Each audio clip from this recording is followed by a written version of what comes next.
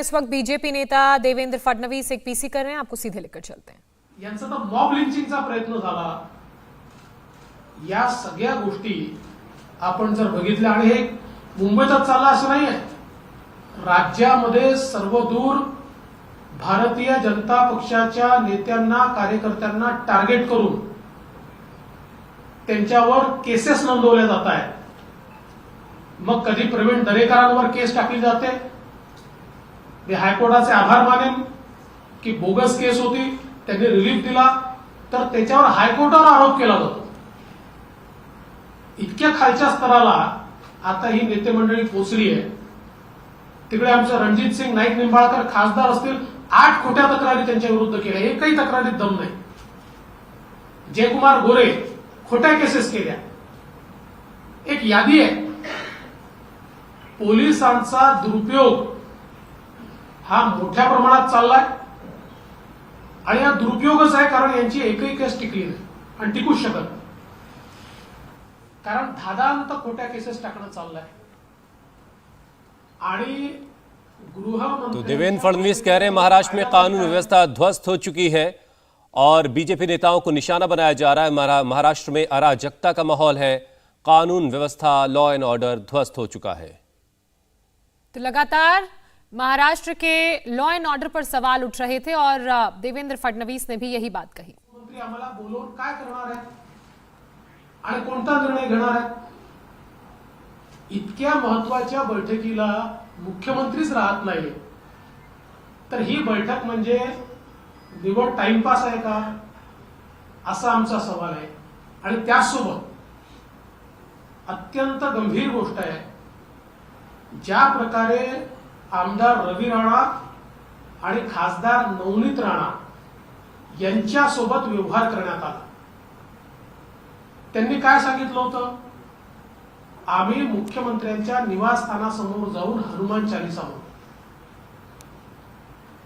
आम्ही मुख्यमंत्र्यांच्या निवासस्थानावर आंदोलन करू म्हटलं होतं, आम्ही त्यांच्या घरावर हल्ला करू म्हटलं होतं, आम्ही काही तिथे जाऊन गैरप्रकार करू म्हटलं होतं, परंतु हनुमान चालीसा म्हणण्याकरता इतका विरोध, हनुमान चालीसा महाराष्ट्रात म्हणायची नाही तर काय पाकिस्तानात जाऊन म्हणायची? आणि त्यात आता त्यांनी घरासमोर जाऊन म्हणणं योग्य की अयोग्य याच्या मेरिटमध्ये जाण्याचं कारण नाहीये, कुणाला अयोग्य वाटूही शकतं, पण त्याच्यावर सत्तारूढ पक्षाची केवढी अहंकारी भूमिका आहे की एका स्त्री करता हजारों लोक जमा करता। तो देवेंद्र फडणवीस ने यह भी कहा कि रवि राणा और नवनीत राणा की जो गिरफ्तारी हुई है वो गलत हुई है, और हमने ये उनके वकील को भी कहते सुना था, रिजवान मर्चेंट को, वो भी कहा, उन्होंने भी कहा था ये अवैध असंवैधानिक काम हुआ है। और देवेंद्र फडणवीस भी कह रहे हैं कि नवनीत राणा और रवि राणा की जो गिरफ्तारी हुई है वो भी गलत हुई है। मतलब ये कि अब बीजेपी रवि राणा और नवनीत राणा की गिरफ्तारी को लेकर भी अब फ्रंट फुट पर आ गई है। अरे एसटीच्या संप करी आत्महत्या केलेल्या एखाद्या कर्मचाऱ्याच्या घरी गेले असतात तर समजलं असतं, एखाद्या आत्महत्याग्रस्त शेतकऱ्याच्या घरी गेला असता तर समजलं असतं, पण ते नाही होत। ठीक आहे, आजीकडे गेल्यानंतर आजीने काय सुनावलं हे आपण सगळ्यांनी बघितलंय, त्याच्यामुळे त्याबद्दल आता मला बोलायचं नाही, त्यांनी कुठे जावं हा त्यांचा संबंध आहे। पण यात सगळ्यात महत्वाचं किती द्वेष आहे की एका महिला खासदाराला नामोहरम करण्याकरता पहिल्या दिवशी रिमांडमध्ये वेगळे सेक्शन आणि दुसऱ्या दिवशी एक महिला सांसद को गिरफ्तार किया गया, अलग अलग धाराएं लगाई गई। यांचं राज्य उलथवलं अशा प्रकारचा कट होतो, यापेक्षा हास्यास्पद काय असू शकतं? हनुमान चालीसा म्हणण्याची घोषणा केल्यानंतर तो जर हनुमान चालीसा की घोषणा करने के बाद क्या महाराष्ट्र में राजद्रोह हो रहा है? आमच्यावर येईल, आम्ही पूर्ण, मी आता या ठिकाणी म्हणतो, जय हनुमान ज्ञान गुरुसागर जय कपीसती लोक उजागर, रामदूत अतुलित बलधामा अंजनी पुत्र पवन सुत नामा महावीर विक्रम बजरंगी। मैं यहीं पर हनुमान चालीसा गा रहा हूँ। कंचन बरन विराज सुबेसा कानन कुंडल कुंचित केसा हाथे ध्वज और बजा विराजे कांधे मुंज जनेऊ साजे संकट सुवर्ण केसरी नंदन तेज प्रताप महाजगवंदन विद्यावान गुणी चातुर राम काज करिबे कातुर। पूर्ण म्हणून लावा आमच्यावर लावा। या महाराष्ट्रामध्ये संसार लगाई ये धारा है। हनुमान चालीसा म्हणण्यावर जर सिडिशन होत असेल तर आमच्यापैकी हनुमान चालीसा कहने के बाद राजद्रोह का केस होता होगा। या ठिकाणी तयार, प्रत्येक जण तयार। ये राजद्रोह करने के लिए हम तैयार हैं, हे सरकार लेकिन जिस तरह से हे अत्यंत महाराष्ट्राला लज्जा आणणार आहे आणि याही महाराष्ट्र को लज्जा आएगी, इस तरह से सरकार का बर्ताव है। नवनीत राणा यांना जेलमध्ये कस्टडीमध्ये अत्यंत हीन दर्जाची वागणूक देण्यात आली आहे। नवनीत राणा को पुलिस कस्टडी में हीन दर्जे की बर्ताव किया गया है। जायचं होतं, त्याची परवानगी दिली नाही। वॉशरूम को जाना था, उसकी इजाजत नहीं दी। आणि आम्हाला आता जी माहिती मिळालेली आहे त्यानुसार त्यांनी या संदर्भात त्यांच्या वकिलाच्या माध्यमातून देशाच्या संसदेचे सभापती जे आहेत लोकसभेचे, उनके वकील के माध्यम से सगळी तक्रार केली। लोकसभा के स्पीकर के सामने उन्होंने तकरार की है। ओरडणारे सगळे कुठे आहेत? एका महिलेला लोकतंत्र के बारे में चिल्लाने वाले लोग इधर है। टाकून आणि जर कस्टडीमध्ये अशा प्रकारे त्यांना हीन वागणूक दिली जात असेल आणि त्या जेल में डालकर कस्टडी में हीन दर्जे का बर्ताव उनके साथ किया जाता है। महाराष्ट्राचं पुरोगामित्व आता संपलेलं आहे असं जिस म्हणण्याची महाराष्ट्र अवस्था। को प्रोग्रेसिव महाराष्ट्र कहते हैं वो बातें अभी खत्म हो चुकी है। म्हणून अशा और या इसी कारण सरकारच्या संदर्भात आता सरकार के संदर्भ में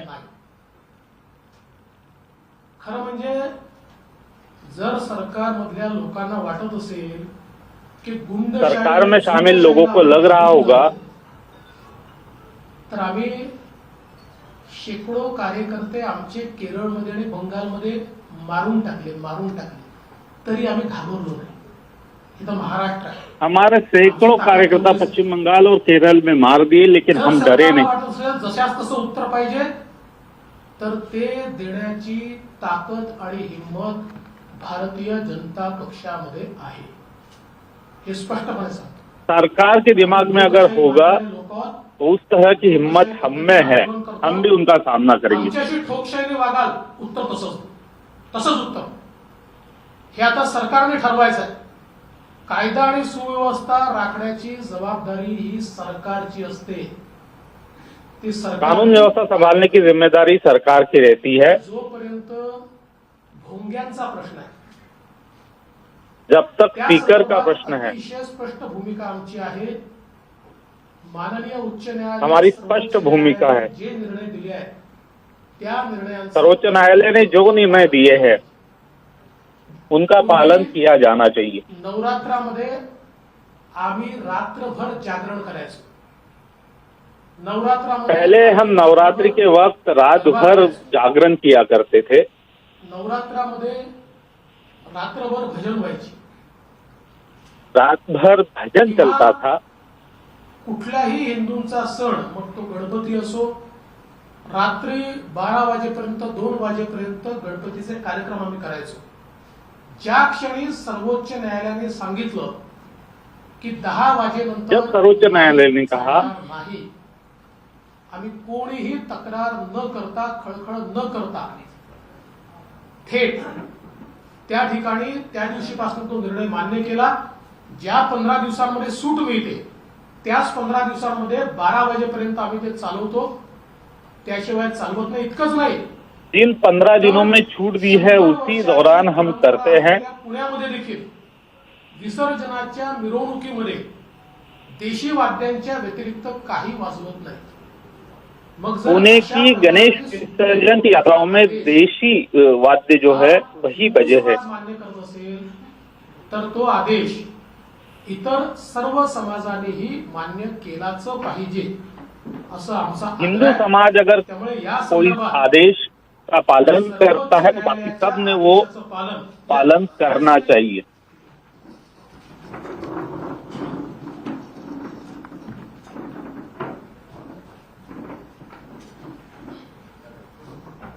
इथे.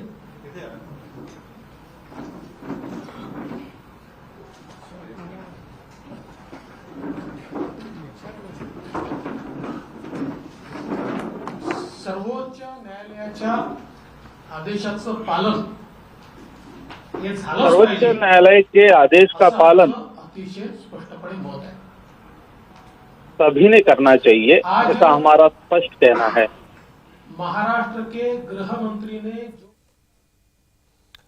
तो देवेंद्र फडणवीस ने एक प्रेस कॉन्फ्रेंस करके उन्होंने उद्धव सरकार पर जमकर निशाना साधा. उन्होंने कहा कि नवनीत राणा और रवि राणा के खिलाफ जो कार्रवाई हुई है वो गलत कार्रवाई हुई है और बीजेपी के कार्यकर्ताओं के खिलाफ जिस तरह का पुलिस का रवैया है वो असंवैधानिक है. और किरीट समैया इधर दिल्ली में है, वो उन्होंने दिल्ली में आकर के मुलाकात की है केंद्रीय गृह सचिव से. हुए विरोधी पार्टी के लोगों को जान से मारने की हरकत की गई, प्रयास किया गया. इसके बाद संवाद के लिए जगह कहां बचती है? हमारा तो मानना यह है कि हिटलर शाही से संघर्ष होता है, संवाद नहीं होता. और अगर इस प्रकार की प्रवृत्ति यहां पर चलेगी तो हम भी उसका मुकाबला करेंगे. हमने मुंबई महानगर पालिका के भ्रष्टाचार के खिलाफ पोल खोल यात्रा निकाली. रोज इनके भ्रष्टाचार को हमने उजागर किया. कैसे इन्होंने मुंबई को लूटा ये जनता के सामने लाया. तो हमारी यात्रा पर हमले हुए, हमारे एमएलएस पर हमले हुए, हमारे नेताओं पर हमले हुए. और इतना ही नहीं तो किरीट सोमैया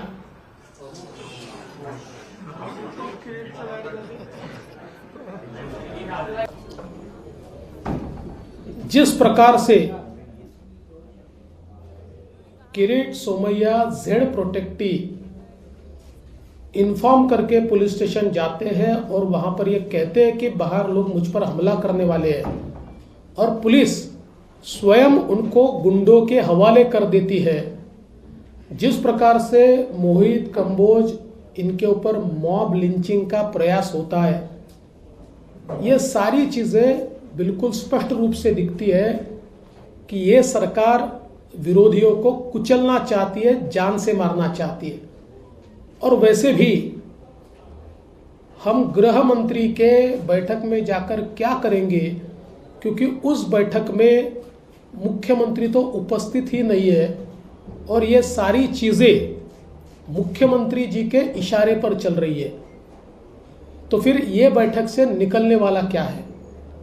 इतना ही नहीं तो एक विधायक इंडिपेंडेंट और एक सांसद इंडिपेंडेंट, ये लोग इतना ही अनाउंस करते हैं कि मुख्यमंत्री जी के निवास स्थान के सामने जाकर हम हनुमान चालीसा बोलेंगे तो उनके ऊपर कार्रवाई की जाती है. मेरा सवाल यह है कि हनुमान चालीसा महाराष्ट्र में नहीं बोली जाएगी तो क्या पाकिस्तान में बोली जाएगी? इतना हनुमान चालीसा से इनको नफरत क्यों है? और सबसे बड़ी बात यह है कि एक महिला को नामोहरम करने के लिए, एक महिला को पस्त करने के लिए हजारों लोगों को इकट्ठा किया जाता है, आने जाने वाले के ऊपर हमला किया जाता है, उनके घर में पुलिस भेजकर उनको अरेस्ट किया जाता है. और इसमें आश्चर्य की बात यह है कि राजद्रोह का, देशद्रोह का, सिडिशन का आरोप उनके ऊपर लगाया जाता है. अगर हनुमान चालीसा बोलना ये देशद्रोह होगा, ये राजद्रोह होगा, तो हम में से हर व्यक्ति ये राजद्रोह करेगा. हम सारे के सारे हनुमान चालीसा बोलेंगे और अगर सरकार में हिम्मत है तो सरकार हमारे ऊपर राजद्रोह का गुनाह लगाकर दिखाए. लेकिन ये बात यहां तक नहीं रुकती है, इल्लीगली उनको अरेस्ट तो किया ही जाता है। इस प्रकार के अलग अलग गुनाह तो लगाए जाते ही है, लेकिन अभी अभी जो खबर आई है उनको पुलिस कस्टडी में मिसट्रीट किया गया, उनको नीची जात का बच्चा बताकर उनके साथ दुर्व्यवहार किया गया, उनको पीने का पानी तक नहीं दिया गया। एक महिला सांसद को वॉशरूम जाने के लिए भी परमिशन नहीं दी गई। इस प्रकार से बदले की भावना से महाराष्ट्र में इससे पहले हमने कभी कार्रवाई नहीं देखी। हम तो महाराष्ट्र को पुरोगामी कहते हैं, लेकिन महाराष्ट्र में ऐसे अहंकारी लोग आज सत्ता में हैं कि जो अपने अहंकार के मद में लोकतंत्र को भूलकर, लोकतंत्र को पैरों तले दबाकर, लोकतंत्र को कुचलकर अपना राज चलाना चाहते हैं। मैं उनको चेतावनी देना चाहता हूं, हम संघर्ष करेंगे, हम डरते नहीं हैं। आप हमारे जान पर हमला करेंगे तब भी हम आपका भ्रष्टाचार बाहर निकालेंगे। और बहुत स्पष्ट रूप से मैं उनको कहना चाहता हूं कि आपके हमलों को वैसा ही जवाब देना हमको आता है। जिस प्रकार से आप हमारे साथ व्यवहार कर रहे हैं, आप तो पुलिस के भरोसे कर रहे हैं, पुलिस को साथ में लेकर कर रहे हैं, लेकिन हम वैसा ही जवाब देंगे। हम लोकतंत्र में विश्वास रखते हैं, इसलिए हम चुप हैं। लेकिन अगर पुलिस भी सरकार के साथ मिलकर हमारे ऊपर हमला करेगी तो ये समझ लेना चाहिए कि केरल में और बंगाल में हमारे सैकड़ों लोग मार दिए, फिर भी हमारा आवाज कोई दबा नहीं पाए। हम चुप नहीं बैठे, हम संघर्ष करें। तो महाराष्ट्र है, छत्रपति शिवाजी महाराज की भूमि है और यहां हमारी ताकत भी उतनी है। और इस प्रकार का जो दुर्व्यवहार इस सरकार की ओर से हो रहा है, ऐसे समय हम गृह मंत्री की बैठक में नहीं जा सकते, इसलिए हम नहीं गए। जहां तक लाउड स्पीकर का सवाल है, हमारी भूमिका स्पष्ट है। सुप्रीम कोर्ट और हाई कोर्ट के आदेशों का पालन होना चाहिए। जिस समय पुराने जमाने में हम भी देवी के नवरात्र में रात भर जगराता करते थे, हम भी गणेश जी के समय देर रात तक कार्यक्रम करते थे, लेकिन सुप्रीम कोर्ट ने जब से यह निर्णय दिया कि रात को 10 बजे के बाद लाउड स्पीकर नहीं चलेगा और केवल 15 दिन हिंदुस्तान में पढ़ी है, पाकिस्तान में तो नहीं पढ़ी। आज ही एनसीपी की एक कार्यकर्ता है जिन्होंने एक लेटर लिखा है गृह मंत्री, उन्होंने कहा है कि उनको परमिशन दी जाए कि ऑफिस पीएम के घर पर जाकर नमाज और हनुमान चालीसा पढ़ना चाहते हैं। ठीक उसी परिपाटी पर जैसे हमने एक नहीं, अगर उनको मैं तो उनको आमंत्रण देता हूँ, उनको अगर हनुमान चालीसा पढ़ना है तो मेरे घर के सामने आए, हनुमान चालीसा पढ़े, मैं भी उनके साथ पढ़ने को जाऊंगा, मैं भी पढ़ूंगा। पुण्यामध्ये शरद पवारांनी ज्या पद्धतीने एक वक्तव्य केलेलं आहे की त्यांचं अटक झाली, जेव्हा अशीच्या दरम्यान सरकार गेलं तेव्हा तेवढे अस्वस्थ झाले नव्हते, क्रिकेटची मॅच वगैरे बघितली। अलीकडच्या काळात काहींचं सरकार जातं आणि ते अस्वस्थ होतात, आदित्य वाला सरकारी सरकार म्हणून म्हणतात, त्यामुळे अस्वस्थता वाढलेली आहे। तुमच्याबद्दल वक्तव्य असं आहे की जेव्हा गोष्टी जुन्या होतात तेव्हा लोक विसरतात आणि सोयीच्या गोष्टी लक्षात ठेवतात। कोणी सरकार पाडलं, मग पुन्हा काँग्रेसमध्ये कोण गेलं, मग पुन्हा काँग्रेसचं सरकार कोणी पाडलं, मग पुन्हा काँग्रेसमध्ये कोण गेलं, याचा इतिहास हा सगळ्यांनी बघितला आहे। अशा प्रकारे सरकार पाडणं, काँग्रेस बाहेर पडणं, काँग्रेसमध्ये जाणं अस्वस्थतेशिवाय थोडी होतं। कोणी स्वस्थ बसला आणि मॅच पाहतो तो थोडी असं करतो। त्याच्यामुळे काळजीचं कारण नाही, मी एकाच पक्षात आहे आणि माझा पक्ष सत्तेवर येणारच आहे, मला चिंता नाही आहे। लाउड स्पीकर्स को अगर हटा नहीं गया तो क्या आप लोग भी हनुमान चालीसा का पाठ करेंगे मस्जिदों के बाहर? देखिए, हनुमान चालीसा का पाठ तो हम हमेशा ही करते हैं और इसके ऊपर क्या कार्रवाई करना ये हमारी पार्टी में हम तय करेंगे। हम पहले ये देख रहे हैं कि क्या सरकार सुप्रीम कोर्ट के आदेश का पालन करती है। अगर सरकार सुप्रीम कोर्ट के आदेश का पालन नहीं करेगी तो भारतीय जनता पार्टी अपनी स्ट्रैटेजी तय करेगी। फडणवीस सर, कल पीएम मोदी जी बॉम्बे में थे, प्रोटोकॉल के तहत सीएम को वहां जाना चाहिए था, लेकिन उद्धव ठाकरे जी ने उस प्रोग्राम में जाकर उस बुजुर्ग महिला के घर गए जिन्होंने आंदोलन में शामिल हुए पूरे परिवार के साथ। क्या कहना चाहिए? देखिए, मुझे ऐसा लगता है कि अब कम से कम उद्धव जी उस महिला के घर गए तो बेचारी महिला 80 साल की उनके घर के सामने रात में आकर बैठी। वो महिला आक्रोश कर रही थी, मेरे बेटे को नौकरी नहीं मिली, मुझे घर नहीं मिला, इतने साल में शिवसेना में हूँ, मेरे तरफ किसी ने ध्यान नहीं दिया। तो कम से कम उसकी ओर ध्यान देकर उस महिला को घर मिले, उसके बेटे को नौकरी मिले, ऐसा थोड़ा सा प्रयास मुख्यमंत्री जी करे। और साथ साथ ये भी अपेक्षा है कि एसटी के स्ट्राइक में जिन कर्मचारियों ने आत्महत्या की उनमें से किसी के घर भी मुख्यमंत्री जी जाए, थोड़ी संवेदना दिखाए। जिन किसानों ने आत्महत्या की है उनमें से एक आधे किसान के घर में मुख्यमंत्री जाए, थोडी संवेदना दिखाए। Sir, Marathi please, please. प्रोटोकॉलनुसार मुख्यमंत्र्यांनी जाणं अपेक्षित होतं, पण तसं झालं नाही। ते एका शिवसैनिक महिलेला भेटायला नाही, किमान मुख्यमंत्री कोणाच्या तरी घरी गेले याचा मला आनंद आहे, पण त्या वृद्ध महिलेच्या घरी गेल्यानंतर तिचा आक्रोश तरी मुख्यमंत्र्यांनी समजून घेतला पाहिजे। ती सांगत होती 80 वर्षाची झाली, इतके वर्ष शिवसेनेमध्ये काम करते आहे, माझ्या मुलाला नोकरी नाही, माझ्या नातवाला नोकरी नाही, मला घर नाही, माझी परिस्थिती खराब आहे। आता किमान त्या वृद्ध मातेला तरी मुख्यमंत्र्यांनी काही मदत केली पाहिजे। आणि एवढंच नाही आहे तर मला असं वाटतं की ज्याप्रमाणे त्यांच्या घरी मुख्यमंत्री गेले तसंच एसटीच्या संपामध्ये ज्या कर्मचाऱ्यांनी आत्महत्या केली त्यातल्या एखाद्या कर्मचाऱ्याच्या घरी जाऊन थोडीशी संवेदना दाखवली पाहिजे। इतक्या शेतकऱ्यांनी आत्महत्या केली आहे, एखाद्या शेतकऱ्याच्या घरी जाऊन त्यांनी संवेदना दाखवली पाहिजे।